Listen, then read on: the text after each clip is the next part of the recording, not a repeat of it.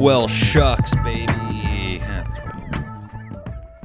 What are we doing here? Guys, welcome back to a new episode of the Matty Chymbor podcast. I got a trillion cables around me. If there's a fire, I'm going to get up and trip and be burned alive because I don't know how to organize my cables and my wires, and there's everything around me. I got this light behind me, which I'm probably going to tip over at some point. It's going to break, and then I'm going to just be engulfed in flames, and this will be a video that circulates the internet called Podcaster Sets Himself on Fire. It finally goes viral. Bing! Guys, welcome back. Matty Chymbor podcast. We're so excited to be here. Me and my team. Pant to my team. There he is. All right. Put your pants back on. What an episode already, guys. I just did it again. I did what I did last week where I started recording on the camera, and then I didn't hit the audio device, and I was just talking. And it was a really good... I just tore into things. It's something about an organic intro, just really finding your way into the episode, things you didn't plan. I think you got to plan to find the unplanned. That's a good rule that I learned. But, man, I was really tearing in. I was talking about my dad, how he wasn't around growing up. Within seconds. I went from sipping my cherry Diet Coke to just throwing up emotions and talking about how my dad wasn't around, how me and my sister would wait in the driveway for him to come pick us up. He wasn't there. But also I was trying to shed some comedic light how we didn't really care because his car smelled bad and he was boring. So, sometimes all these little sad my dad wasn't around stories are not so bad. I loved hanging out with my mom. That neighborhood's fun. You know what I'm saying? That's where all my friends were. That's where all my toys were. Sorry, I sometimes spit a cruise on the corners of my mouth, and then this whole episode is just me freaking out people with OCD because they think I'm going to drool, and guess what? They're just little bubbles. Oh, you're 35 and have bubbles on the corner of your mouth? You seem normal. What is going on here? You better not be doing some stupid stuff. But anyways, neither here nor there. Good intro. Maybe we'll get into that. I did record on my camera. Maybe I'll throw it at the end of the episode if you guys really want to dig into the old reason why I'm the way I am. But shoot, man, I had a good weekend. Sorry this is coming out late. I know it's Monday. It's Monday at 7 o'clock for me, which means some of you guys it's 10 o'clock, and you're not going to see this till Tuesday. But guess what? Whether you see it Tuesday, Wednesday, Thursday, Friday, Saturday, or even if this is a year from when I posted it and I'm talking to you, stranger, who's just running through the old YouTube waves, thanks for clicking the link. Guys, I don't even know. I say it every week. I appreciate it. If you don't want to watch, if you're going to turn it off right after this, guess what? Thanks for listening to as much as you did, and I will probably talk some trash about you later on in the podcast. Oh, no, I really don't care. Had a good weekend, though. I hope you guys had a fun weekend. I got a massage. Ooh, the kid rich. Oh, you rich. There is something very, feels very rich when you have another human being rubbing you down with lotions. It was my first massage ever. My girlfriend she got one for me for a while ago. We could never nail down a day to go and get it. And you know what? July 31st was that day. It was a beautiful Women's Day. Me and her just got massages. We went to Cheesecake Factory, but back to the massage. Let me tell you, I was genuinely worried I was going to get an erection. It's just it's very natural, and even before we went, I go, this must have happened before. There's no way in hell you're getting rubbed down by the other sex with lotion and things aren't going to move. And I just have anxiety in general. That was like the same anxiety before you go to the doctor and you're like, I hope I don't get a boner at the doctor. It's a lot of my life is just fear of getting an erection. At whatever the event is, before I go, I say to myself at one point, I hope I don't get a boner. And 99.9% of the time, I don't. And 30% of that 99, I kind of wish I did. So you do the math. What is that? If 99.9% of the time I wish I had a boner, and 33.25% of the times 99.9% of the times I wish I didn't get a boner, and of those, no, that doesn't make sense because now I'm saying 99% of the time I wish I didn't get a boner. would. I guess the joke I was trying to say is when you meet up with a girl and then you fucking can't get it up. God darn it! Shoot, shucks, piss ass balls. I'm white. Fuck. Anyways, I'll tell you this though. I was worried until I laid face down and my anxiety made me think I couldn't breathe well, which is a great feeling. I mean, I'm literally in the most calm setting. This woman is speaking so softly. I felt like I was in an ASMR video. That's how relaxing the mood was. All the noises of the lotions around my ear. And my anxiety just peeked his head in the door. It was like, hey, can you breathe well? And I was like, I don't know. And that was a good 45 minutes of it. I mean, when you're face down, my sinuses just, there's a lot of pressure buildup, and I just felt like I couldn't breathe, and it's just so strange to me how I can just get jittery. I mean, I was enjoying it as much as I could, but there's those moments where you're like generally getting worried. I'm like, in that moment, it clicked to me. I was like, I have general anxiety disorder, which I was diagnosed by. I was diagnosed by my therapist for having that, and in that very calm setting, I was like, oh, you do have it, because nobody should be nervous right now. I literally, even before, like, we went in, I don't know what it is in my old age, I'm just getting scared of stuff. Like, it's insane to me. I mean, we went to a massage place, and the fact that they said you have to fill out some forms got me nervous. I was like, what are these forms? What happened here once where there has to be forms? I don't want to do any forms. The only form I want to sign is you're going to have fun, right? And even that form, I don't want to do form. Like, a form means something bad happened, and in turn they need me to check a box or something like that. And then on top of filling out the forms in the waiting room and waiting for my massage lady to come in, I freaking heard the other couple over here, and she whispered, did you say that you had diabetes? And I go, is that a problem? I mean, do I have some underlying issue that is going to be an issue during the massage, where she's going to press something and it's going to unlock a blood clot and I'm going to fucking die? I mean, that's where my brain goes. I mean, I know people, it's not healthy, and it's silly because majority of my brain is rational, and I know I kind of let these little episodes do their thing in the backyard of my brain, and then I go and I call it in. But sometimes it gets out of the yard, and it's just weird. I don't know, but yeah, it kind of. And then on top of that, I was like, oh shoot, I got my hamstring. On the other episode, somebody listened and said he had the same thing, but it's been achy, and of course, I had a roommate once who had a blood clot, and it freaked me out. And I know I don't, but then again, you never know if you do or not. So then I'm going to the massage place, and I was like, again with my fear, I was like, maybe she's gonna like unhinge it, and it's gonna like just move. And I was like, yeah, she's like, you want me to focus on any area? And I was like, I guess you could do my hamstring. And then my anxiousness was like, should she? And then I told her, I was like, I don't know what's wrong with it. I don't know if it's like really messed up. And then she was kind of just staring at me. And sometimes it takes somebody pushing back, even just visually, kind of just giving you a glare, for you to be like, oh, righty, I'm joking. I'm just kidding. That was just me just letting the little.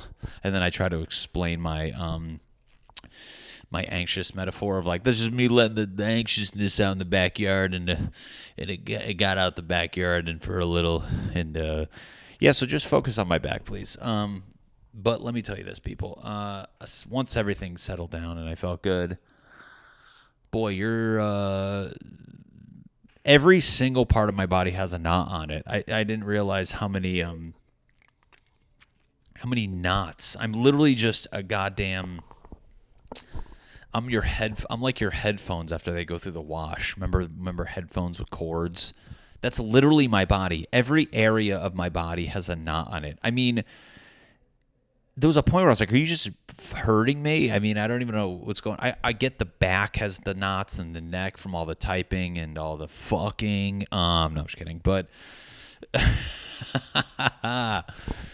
but then those areas, I mean, my hands had knots. My forearm had a knot. My ass and calves. I mean, she was just tearing into me. I mean, she would literally just put her elbow in it and just sit there. And it was one of those pains that was like funny. Remember, I'm trying to think of what other scenario had like a funny pain, because it wasn't like excruciating, but it was like you're kind of like, oh, that hurt, that like type of pain. Because I also think that what she's doing is making it better. So in turn, you're just kind of just biting your lip to get through it. But yeah, as she was doing that, she was just really, just honestly, just messing me up in a good way, though. She did say how tight I was, how the right side of my body just makes zero sense for how tight it is compared to the left, which is insane because, we day to day, we're fine. And then, to have a professional who touches muscles all day tell you that one side of your body is just insanely tight. You're like, how come I don't really feel it, though? You know what I'm saying? I'm shocked that I don't feel anything. But her, as a woman who touched muscles all day, the fact that she was touching my hamstring and says, you have a lot of muscle here, that got me going. I go, the boner might come back. It was gone for a while because of all the pain. I'm not one of those psycho guys who likes pain to get hard, but at the same time, you start. I go, she knows what she's talking about. She touches muscles all day. She knows what a big girthy hamstring feels like. And guess what? She just diagnosed me with one. But yeah, it's tough to get an erection when somebody's drilling their elbow in your back. I mean, at that point, I was like, oh no chance. At the beginning, maybe because she did like that ASMR shit. She was in it on purpose, but she put a ton of lotion in her hand, and then she's like, working it in her hands, and I'm face down and her thumbs in my ass, and I just hear the freaking noise of like the lotion. It sounded like oral sex, and and I was like, shit. And then she started very gently caressing my lats, and I was like, fuck, man, I might get hard. But that was short-lived, and she just punched me in the face. It says, you're safe where it's Oklahoma. And I was like, God damn it. She went, and just finger ass. I screamed. She poured wax in my mouth. And then I blacked out and, I woke up to a lovely scalp massage. But other than that, it was cool. Check it out. One thing I did not like is the fact that they just coat you with lotion. I felt like a goddamn duck that went through an oil spill. My hair was oily, which is frustrating because me and Mandy we went to Cheesecake Factory after, which was just a phenomenal nightcap to getting your ass kicked. It made you very tired, though. I thought I was going to leave there invigorated, and I'll be honest, it got me pretty tired. We were both kind of, we were left excited to go to Cheesecake Factory, which I love. It's a phenomenal place. And we were kind of both. She was more sprightly than me, but I was just like, wow, I did not expect it to just drain me that much. But we went there and just slammed 2 drinks, shared a meal. And I think that's what you do as a couple. First off, before I go into couple splitting etiquette, I mean, Cheesecake Factory and that type of restaurant, my favorite thing on earth. I mean, I'm not a money guy. I know I talked about how I just got rubbed down for an hour, but it's like, I love a good deal. I love getting the bang for your buck. I mean, one time where the hell was I? Oh, I did my old podcast with Mike, the Village Idiot one. I remember, I forgot who said what, but I mentioned, somebody goes, oh, do you have any big plans for Valentine's Day? And I go, oh, I think we're gonna probably just go like Cheesecake Factory, and then they had a little snicker. You're like, fuck you. I go, that first off, go there and tell me you don't like it. I mean, if anybody listening can genuinely go there and tell me they don't like it, you're very mentally unwell. You need help. Your tongue is wrong. Something's wrong with you. So we'll just say that right now. But then the snark and snicker, the bullshit of like, as if it's like corny to go there. I'm like, when a couple finds a thing too that is fun to do and it releases the dopamine and it's no pressure and all this stuff, why not do that? I remember and again, that place is conducive of, I'm not having my wedding there. I mean, I'm not going to freaking I know when to cap the fun at the Middle America restaurants, but I mean, on a day like that, I know we're nowhere near it, but it's like, who gives a shit? And then on top of that, I fucking love those restaurants. You always know what you're gonna get. It's a relaxed vibe. When I go out, I want to feel relaxed. You're not gonna you're not gonna piss your money away. And even if you spend a decent amount of money there, you're gonna like it all. And even if you don't like it, you're like, that was so good, I just won't get it next time. And it's fun. I mean, I enjoy just going there. Her and I get a bar tabletop. You don't have to wait. That's a trick, people, if you didn't know. And then you just do that. It's like, I mean, it's a fun night, and all those type of restaurants. So I fucking love those. I'm just sick of. And I will be honest. I fell victim to the cool LA city expensive restaurant thing. I mean, I go to them. They're good. But I mean, 9 times out of 10, you don't leave full. I know that's a very cliche thing, and not even hacky, because I'm it's true. You don't leave that hungry.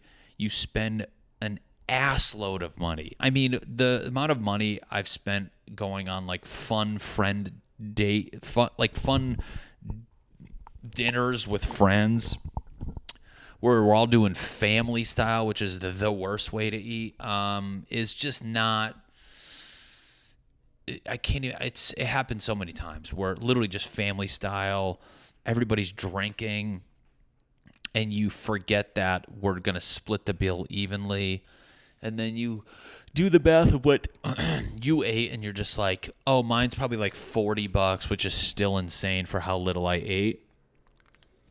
And then you see what the bill is after you all split it, and you're like, how am I spending $100-something? How is that fucking happening right now? I'm sick of this shit. So I cross those out. No friend dinners anymore. I'm done with that shit. I feel bad because I keep turning people down when they ask me, but it's like, dude, it's not worth it. Last time I went, I think I spent like $200 fucking something, and I was like, that doesn't make any sense in my brain. I mean, unless I'm a trillionaire, I don't give a shit. I mean, right now, that doesn't make any sense to me. And then even going to there's a couple restaurants though that me and my girlfriend are willing to break this rule on. Teru Sushi in Studio City is one of it's just my favorite place. We love going there. You're going to spend at least $150 if you really want to just leave very happy and drink and all that stuff. But again, it's a once in a while thing, and I think that's an amount where at least we're leaving full and all this shit. But other than that, I rarely go to these places that are like douchey. That's all you see out here is just douchey people trying to spend money cool and not give. It's like this competition to spend money and not give a shit. And I mean, again, I did it, and it's shitty because when you're young, you're immature, and you think it's cool to do that. Going to fucking clubs, literally one round for 2 people's $40, and you're just like. At the time, you're like, whatever, we're having fun. I pre-gamed. You get a little. That's one thing when you get booze and you don't care about the bill, ordering or the bill. You don't give a shit. It's the next day and the day after, and then you do that math where you're like, I could have got groceries 5 times with that amount of money.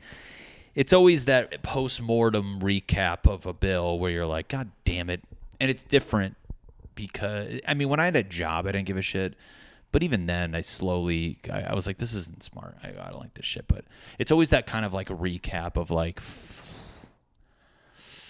I always take the amount of this thing I didn't want to spend and then apply it to what I could have bought with it. And I think that's always a funny observation considering, I mean, just everything's expensive now. Everything fucking costs so much goddamn money. Cucumbers are $3. I'm just having these thoughts that don't even make sense. Just any way to save money. I'm just like, I should farm. I mean, I don't even know how I could do that or why, but it's like you just feel yourself getting fucked in the ass by these companies because they raise the price for whatever reason. And I know I'm talking about inflation, but I'm not smart enough to really go into the ins and outs. But I'm talking about it as a goddamn human being on the front lines.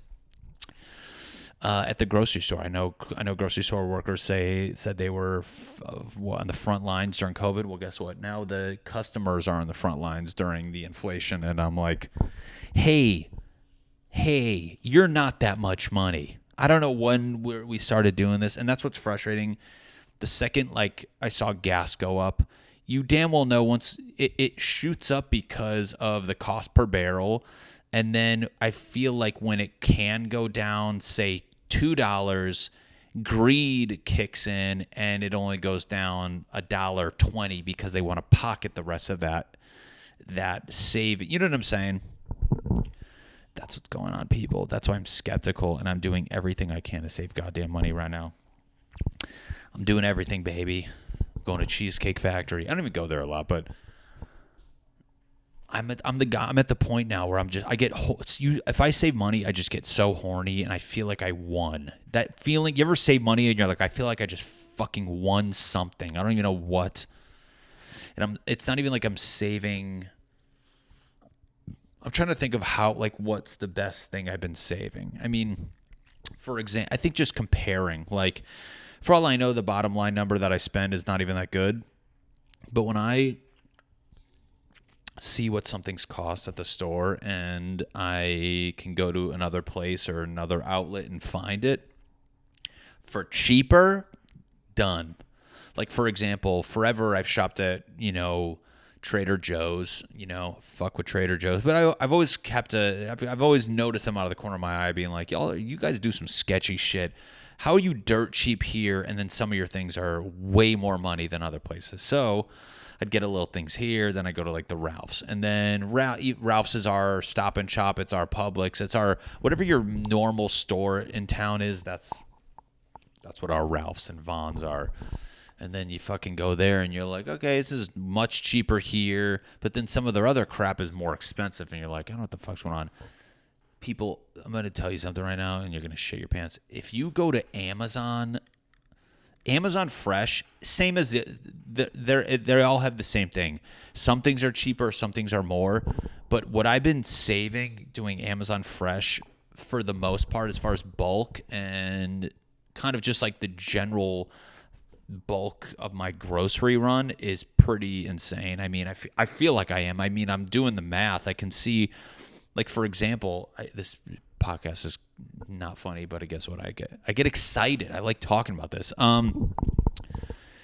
I bought 5 pounds of chicken for like $17. I mean, again, people are like, what is a GMO? Guess what? I don't think so. And even if it was, fuck it. I don't care, because GMO or not, even if you're going to just compare apples to apples with what's at the grocery store and what's at the what's on Amazon Fresh, it's so much cheaper. Go to the store and tell me, and again, maybe it's different for people not in a city, so I feel like some of you might be, shocked at how much I am paying.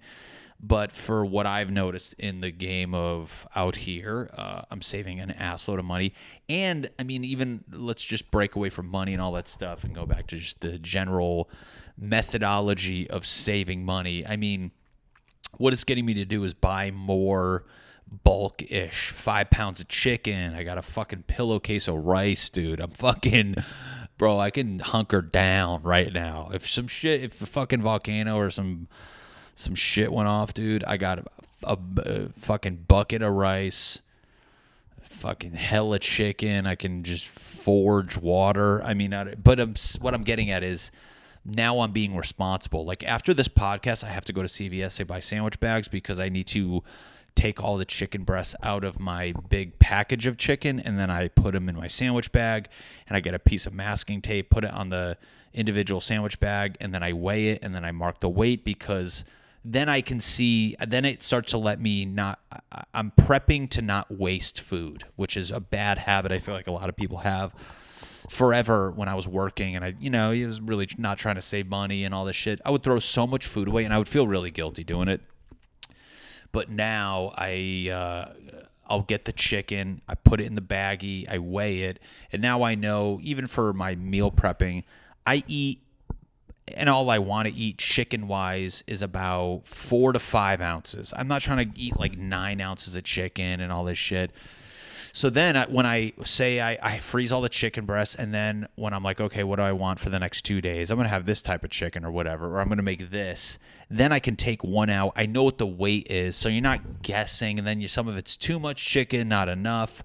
Now I'm using every piece. I don't know last time I threw away a piece of chicken from that little baggy prep I've developed. Not that I've made up, but again, that's what I'm trying to do across the board. I'm trying to just develop this obedience. I like to have obedience around me. You know what I'm saying? I like to know where things are, because then I know how squirrely my fucked up ass brain is, where if one half of my brain is very right-sided, very organized. I got my calendar there with all my shows on it. I got my whiteboard you can't see. I got my credit cards I check every week. If everything around me is just it's like a fortress, you know what I'm saying? If I just build the walls of obedience around me, then inside those walls, the left side of my brain can just get wild and just say weird shit on here. I can fucking say sucking ass and bitch and nipple tits, and you know what I'm saying? I can just get crazy. But if I'm like the Tasmanian devil, you know what I'm saying? You got to build the walls to keep them in there. And the second, the obedience lacks and we didn't put enough bricks on this wall, then the craziness breaks out of the barrier, and I gotta sound the alarms and get it back. And that is a process of it triggers anxiety. It triggers just not a good. It's not a good mental. Mentally speaking, it's not good for what I'm trying to do here. So feels good though. I just love a fucking good game plan, dude. I'm just getting older. I like a good game plan. I like to freaking feel like I have my ducks in a row. I like saying things that dads say. I got my ducks in a row. We need a game plan. I'm backing the car into every parking space, regardless of if it's taking longer or not, because I need to exit as fast as I can. That's what a lot of people say. That's what a lot of old dudes say. I go, why do you always back into spaces? He goes, because I never know how fast I'm going to have to exit. This guy's already thinking about emergencies down the road. And guess what? When you have to back out of a space and go, that's a millisecond you lost. And that's one pump on you potentially having to do CPR on somebody. And that's somebody's life. So I'm an old guy. I fucking, I tie my sneakers tight, back into spaces, and I got a good game plan. And, feels pretty good. I love looking in the back of the toilet. I like just doing old dude shit. I like to lift the fucking... When I'm in the bathroom before I go in the shower, I like to just start... I like to inspect. That's what I'm doing when I get older. When I'm waiting for the shower to heat up, I'm doing inspections in this apartment, and 9 times out of 10, it's me just opening the back of the toilet and looking in there and still trying to figure out what the fuck is going on in there. I think I have an idea. You lift the lever... The water goes down the hole, which in turn causes the swirling effect. That's a toilet. That's what's flushing your shit. But guess what? Regardless if I know what's going on or not, that's just it's a fun thing to look at. It's just like why guys look under hoods. Do I know all the parts? No, but do I feel manly doing it? That's exactly it. When I look at meat on the grill, do I know what temperatures is at? No, but just glaring at it just sends the message to the people around you saying that's a guy. That's a goddamn man. I'm almost at the age, this is a different color, but I'm ready to start wearing white undershirts always. I want to be an old dude. I want to wear white undershirts always with yellow pit stains that looks like piss. I want a handkerchief in my back pocket that I blow my nose into 5 times a day, regardless of how wet the 5th blow is. That's actually pretty gross. You ever see your grandpa? You're like, why do you keep blowing your nose into the same wet rag? And then you put it back in your pocket. What a bizarre age. My grandpa used to fucking... Literally, he would cut himself doing woodworking stuff in the basement, which is a very manly thing to do. He would just go down there and have saws and just like, that's how you let your anger out back in the fucking 70s. You're young. Although I can't imagine him and my grandmother used to yell, but in the event they did, he's like, you need to get the fucking, and she's like, and then he's like, what? And then he just goes in the basement and just cutting wood without a mask. My grandma thinks that's why he got lung cancer, because he was like just inhaling just dust, just inhaling legitimate shards of wood into his lungs. This guy used to use he would cut himself doing like woodworking, and then his Band-Aid would be masking tape. I'm like, literally there's adhesive on the masking tape that you're putting in your body.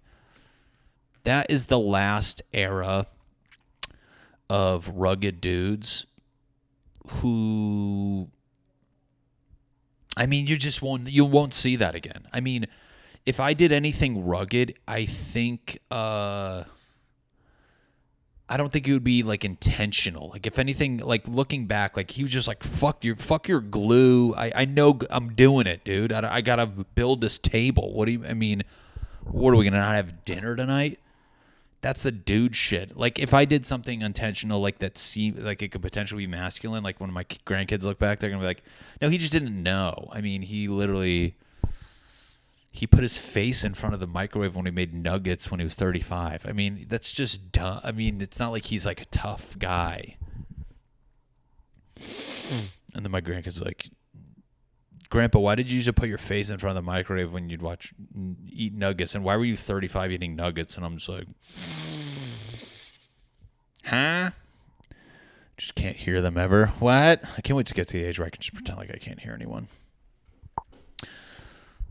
Because your grandpa likes nuggets, right? When I was growing up, I watched Jurassic Park. They go Jurassic Park, the one that there's, Jurassic Park from 94 they just came out with? Well, guess what? I was around when Jurassic Park 1 was around. And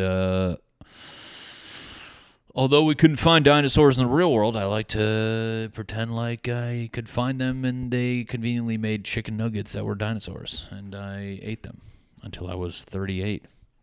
That's one thing I think about. Dude, I made chicken nuggets. That's one thing I meal prep. Let's go back to my meal prep spiel. Your boy fucking just...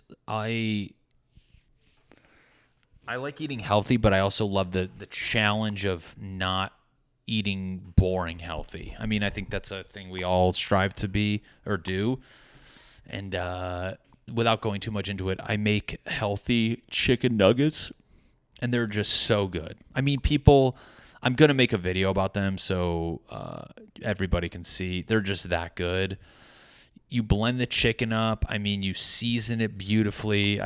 You bread it, and then now I have a bag of frozen nuggets.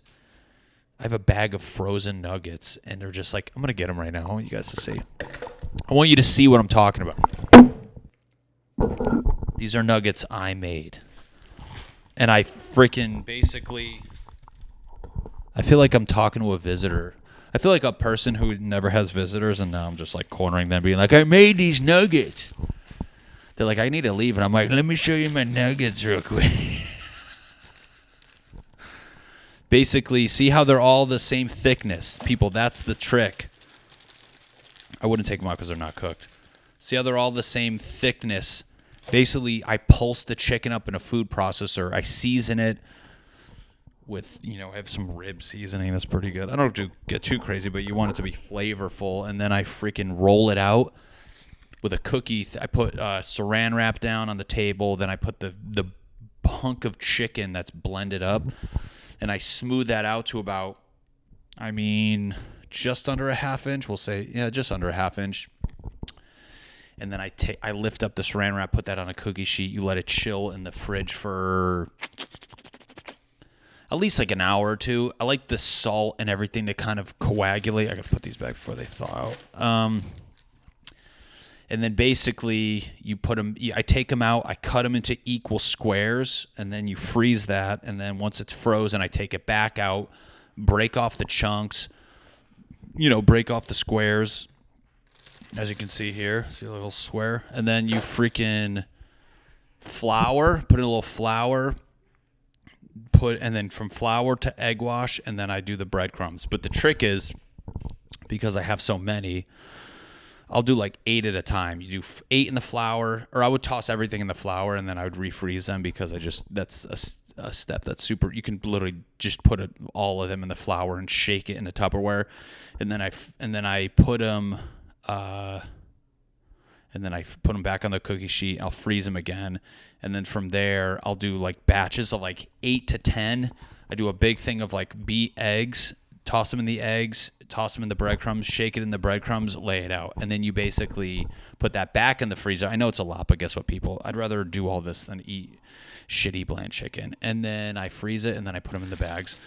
Baby, these are so fucking good. Oh my God. And then I got this Nashville dry rub that I put on there when I want them spicy, dude. Ooh. They're so good. Oh my God. They're so good though. But anyways, be creative, people. Be creative, save money, and yeah, I don't know if you guys have any tips for saving money. Hit me up. I'm excited. And if you have any fun restaurants you like, let me know too. I mean, people, let's just, I don't know. You know, this is a different podcast. I don't know. It's just me talking. I want you to feel like I'm just talking to you. I'm not talking to a bunch of you. I'm talking to just one person because, I mean, I don't know why. Everybody listens to these for different reasons. If you're cleaning right now and it's just me, background noise, guess what? That's great. And if you're really listening and you can relate, that's awesome too. But guys, I want to get out of here. I got a lot of crap to do, but please throw a comment, like, subscribe. Everybody's doing great. Proud of everybody, and have a great week. All right, thanks. Bye.